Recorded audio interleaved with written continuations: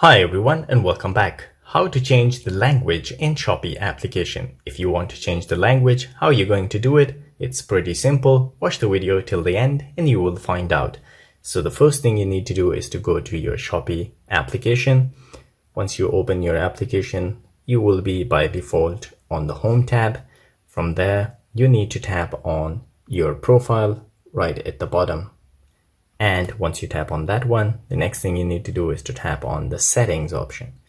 So in the setting, when you go down and you will find the language option. So once you tap on the language option, here I can select between two languages. The one is Thai language, the other one is English. So I guess it depends on where you're logged in. If you're using Shopee application in another country, so maybe you will find there is another language option there as well.